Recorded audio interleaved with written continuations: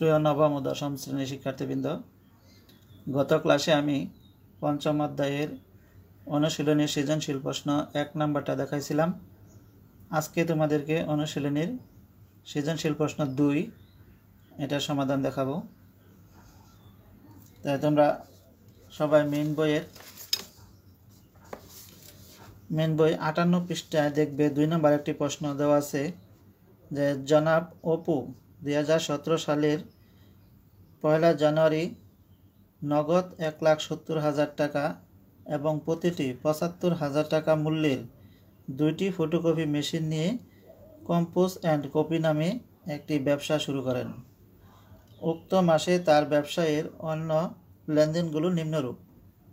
যেমন জানুয়ারি 3 তারিখ ব্যাংকে 50,000 টাকা জমা দিয়ে একটি হিসাব খোলেন। জানুয়ারি 4 দোকানে বৈদ্যুতিক মিটার লাগানোর খরচ 15,000 টাকা প্রদান। জানুয়ারি 7 ফটোকপি ও কম্পোজের কাগজ ক্রয় 2,000 টাকা। জানুয়ারি 8 বাকিতে একটি ফ্যান ক্রয় 3,000 টাকা। জানুয়ারি 15 দোকানের পরিচিতির জন্য এলাকায় 2,000 টাকা ব্যয়ে প্রচারপত্র বিতরণ। জানুয়ারি 24 একটি স্কুলের প্রশ্ন ফটোকপি বাবদ নগদে পেল 8,000 টাকা। এবং জানুয়ারি 30 দোকান ভাড়া বাবদ 5,000 টাকার চেক প্রদান। এই কয়েকটি লেনদেন দেওয়া আছে। এই লেনদেনের ভিত্তিতে তোমাকে বের করতে বলছে। ক নাম্বারে বলছে উপযুক্ত তথ্য হতে প্রারম্ভিক মূলধনের পরিমাণ নির্ণয় করো। খ নাম্বার জানুয়ারি 1, 3, 7 ও 15 তারিখের লেনদেনের সাথে জড়িত হিসাবের শ্রেণী দেখাও। গ নম্বরে বলছে জানুয়ারির 4, 8, 24 ও 30 তারিখের লেনদেনের ডেবিট ও ক্রেডিট নির্ণয় করো। তোমার ক, খ, গ 3টা সমাধান করতে বলছে। আমি প্রথমে ক নাম্বারটা বলছি যে উপযুক্ত তথ্য হতে প্রারম্ভিক মূলধনের পরিমাণ নির্ণয় করো। আমরা প্রারম্ভিক মূলধনের পরিমাণ কিভাবে নির্ণয় করব?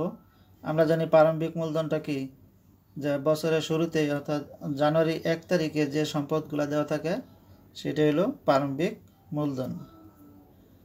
তো এখানে তোমার জানুয়ারি 1 তারিখে 1,70,000 টাকা এবং প্রতিটি 75,000 টাকা মূল্যের 2টি ফটোকপি মেশিন নিয়ে কম্পোজ অ্যান্ড কপি নামে একটি ব্যবসা শুরু করেন। তাহলে এই নগদ 1,70,000 টাকা এবং 75,000 টাকা মূল্যের 2টি ফটোকপি মেশিন এই সম্পদ এই দুইটা হইতেছে কি তোমার প্রারম্ভিক মূলধনের পরিমাণ। তাহলে অঙ্কটা আমরা কিভাবে করব আমি দেখিয়ে দিচ্ছি।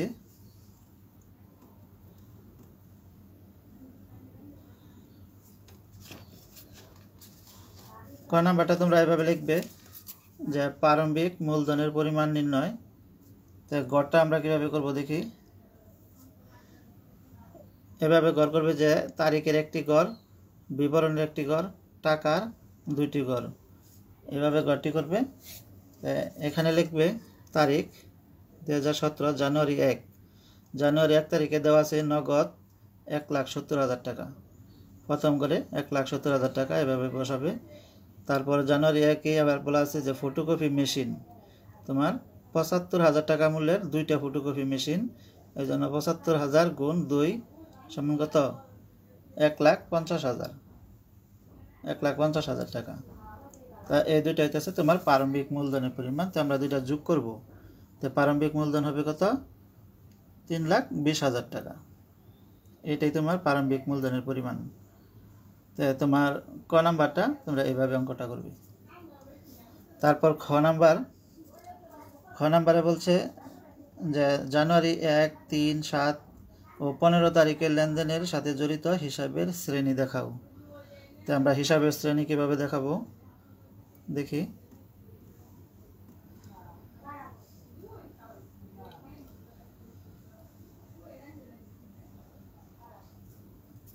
খ নাম্বারে লিখবে যে জানুয়ারি 1, 3, 7 ও 15 তারিখের লেনদেনের সাথে জড়িত হিসাবের শ্রেণী নির্ণয়।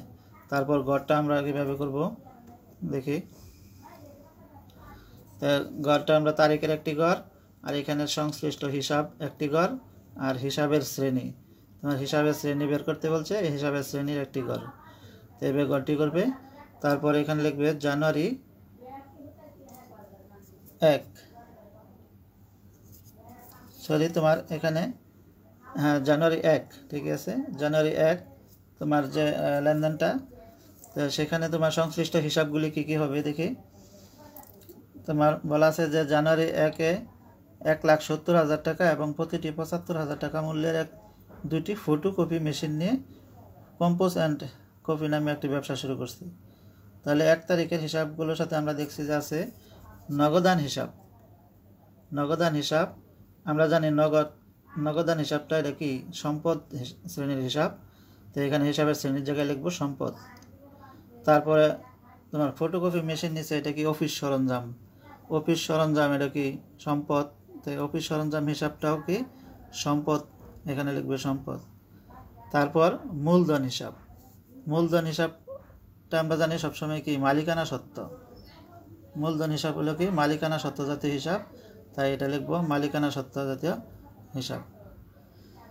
তারপর জানুয়ারি 3, জানুয়ারি 3-এ তোমার লেনদেনটা হলো যে ব্যাংকে 50,000 টাকা জমা দিয়ে একটি হিসাব খুলেন।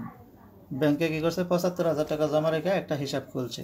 তাহলে এটা আমরা যদি সংশ্লিষ্ট হিসাবগুলো দেখি, তাহলে ব্যাংক হিসাব ডেবিট হয়, ব্যাংক হিসাব ডেবিট, আর নগদান হিসাব ক্রেডিট হয়।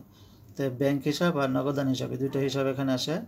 তো ব্যাংক হিসাবটা হলো আমরা জানি কি সম্পদ, ব্যাংক হিসাব হলো কি সম্পদ জাতীয় হিসাব, এবং নগদান হিসাব এটাও কি সম্পদ জাতীয় হিসাব।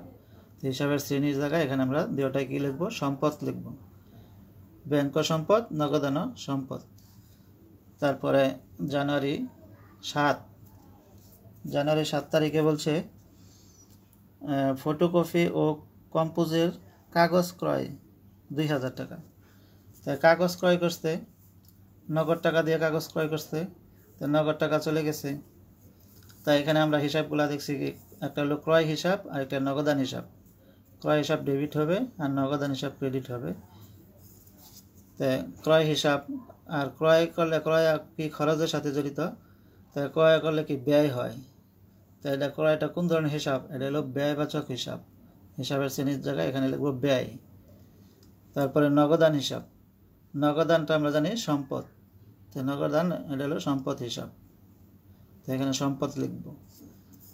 তারপর জানুয়ারি 15, জানুয়ারি 15 তারিখে বলছে দোকানের পরিচিতির জন্য এলাকায় 2,000 টাকা ব্যয়ে প্রচারপত্র বিতরণ, 2,000 টাকা ব্যয় করছে, প্রচারপত্র বিতরণ করছে, তার মানে বিজ্ঞাপন দিছে, বিজ্ঞাপন বাবদ তার খরচ হয়েছে 2,000 টাকা। এখানে দুইটা হিসাব হইতেছে, বিজ্ঞাপন হিসাব ডেবিট এটা খরচ, বিজ্ঞাপন খরচ, আর নগদান হিসাব ক্রেডিট। তাই বিজ্ঞাপন এবং নগদান এই দুইটা হিসাব এখানে। তাই বিজ্ঞাপনটা খরচ হিসাব, এটা কি ব্যয়, এটা হলো ব্যয় জাতীয় হিসাব, আর নগদান হিসাব আমরা জানি এটা সম্পদ, তাই নগদান হিসাবটা হলো কি সম্পদ জাতীয় হিসাব। তো আমি এখানে হিসাবের সংশ্লিষ্ট হিসাবগুলো দেখাবো, আর এখানে হিসাবের শ্রেণীটা দেখাবো যে কোন হিসাবটা কোন জাতীয় হিসাব এর মধ্যে পড়ে, সম্পদ না মালিকানা সত্ত্ব না আয় না ব্যয়, সেগুলো এখানে দেখাবো। তো তোমরা খ নাম্বার অঙ্কটা এইভাবে করবে। তারপর গ নাম্বার আরেকটি অঙ্ক আছে। গ নম্বরে বলছে জানুয়ারি 4, 8, 24 ও 30 তারিখে লেনদেনের ডেবিট ও ক্রেডিট নির্ণয় করো। শুধু ডেবিট ক্রেডিট নির্ণয় করা হয়েছে।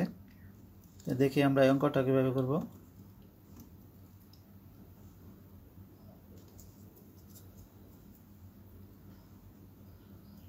গ নম্বরে এভাবে লিখবো যে জানুয়ারি 4, 8, 24 ও 30 তারিখে লেনদেনের ডেবিট ও ক্রেডিট নির্ণয়। তারপর গড়টি করবো এভাবে যে তারিখের একটি গড়, সংশ্লিষ্ট হিসাব একটি গড়, তার এখানে ডেবিট ক্রেডিট, কোন হিসাবটা ডেবিট কোন হিসাবটা ক্রেডিট এটা এখানে করে লিখবো, আর টাকাটা এখানে লিখব। তো প্রথমে 4 তারিখে বলছিল যে দোকানে বৈদ্যুতিক মিটার লাগানোর খরচ 15,000 টাকা প্রদান। তা বৈদ্যুতিক মিটার লাগানোর খরচ হয়েছে 15,000 টাকা প্রদান করছে। তাহলে এখানে দুইটা হিসাব হইতেছে কি যে বৈদ্যুতিক মিটার সংস্থাপন ব্যয়, মিটার লাগানোর একটা কি সংস্থাপন ব্যয় হয়েছে তোমার 15,000 টাকা। তাহলে এটা হলো ডেবিট, আর নগদ টাকা চলে গেছে, নগদান হিসাব হলো ক্রেডিট, দুটাই কি 15,000 টাকা। তারপর জানুয়ারি 8 তারিখে বলছে বাকিতে একটি ফ্যান ক্রয় 3,000 টাকা। বাকিতে ক্রয় করছে ফ্যান, এখানে নগদ টাকায় ফ্যান ক্রয় করে নাই, বাকিতে ফ্যান ক্রয় করছে। তো ফ্যানটা হলো কি অফিস সরঞ্জাম আমরা জানি, তাই অফিস সরঞ্জাম হিসাব ডেবিট, আর যেহেতু বাকিতে ক্রয় করা হয়েছে তো এটা পাওনাদার হিসাব হলো ক্রেডিট। অফিস সরঞ্জাম হিসাব ডেবিট আর পাওনাদার হিসাব ক্রেডিট। পাওনাদার হয়েছে এজন্য যে বাকিতে ক্রয় করছে, নগদ টাকা যদি ক্রয় করতো তাহলে নগদান হিসাবটা ক্রেডিট হইতো, যেহেতু বাকিতে পণ্য ক্রয় করছে মানে বাকিতে অফিস সরঞ্জাম ক্রয় করছে, তাই এখানে পাওনাদারের সৃষ্টি হয়েছে, পাওনাদার ক্রেডিট হয়েছে। টাকার পরিমাণ হলো 3,000 টাকা।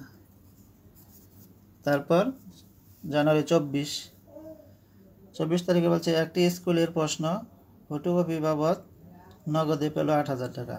একটি স্কুলের প্রশ্ন কি করছে, ফটোকপি করে নগদে 8,000 টাকা পেল। তাহলে 8,000 টাকা পাওয়া গেছে। 8,000 টাকা পাওয়া গেলে কি হবে, নগদ টাকা আসছে, তো নগদান হিসাব ডেবিট, যে নগদান হিসাব কি ডেবিট। তারপর সেবা আয় হিসাব ক্রেডিট, টাকার পরিমাণ 8,000 টাকা। তারপর জানুয়ারি 30 তারিখে বলছে কি দোকান ভাড়া বাবদ 5,000 টাকার চেক প্রদান। দোকান ভাড়া বাবদ কি করছে, 5,000 টাকার চেক প্রদান করছে। তাহলে চেক প্রদান করছে কিবা নগদ টাকা প্রদান করে নাই, তোমার চেক দিছে। তাহলে এখানে হবে কি হিসাবটি কি হবে, ভাড়া হিসাব ডেবিট, যেহেতু প্রদান করছে ভাড়া প্রদান করছে তাই ভাড়া খরচ হয়েছে, ভাড়া হিসাব হলো ডেবিট, আর ব্যাংক হিসাব হলো ক্রেডিট। ব্যাংক হিসাব হলো যে চেক প্রদান করছে, এই জন্য ব্যাংক হিসাবটা ক্রেডিট। যদি নগদ টাকা প্রদান করতো তাহলে নগদান হিসাব ক্রেডিট হইতো। তোমার ভাড়া প্রদান করছে চেকের মাধ্যমে, এই জন্য ভাড়া হিসাব ডেবিট আর ব্যাংক হিসাব ক্রেডিট। টাকার পরিমাণ 5,000 টাকা। তাহলে আজকে তোমাদেরকে আমি সৃজনশীল প্রশ্ন 2-এর ক, খ, গ তিনটার সমাধান দেখালাম। তোমরা সবাই ভিডিওটা দেখে অঙ্কটি শিখে নেবে। আগামী ক্লাসে 3 নাম্বার আরেকটি অঙ্ক আছে, অনুশীলনের 3 নাম্বার, এই অঙ্কটিও তোমাদের আগামী ক্লাসে দেখাই দেব। তো সবাইকে আজকের মতো এই পর্যন্তই, সবাইকে ধন্যবাদ।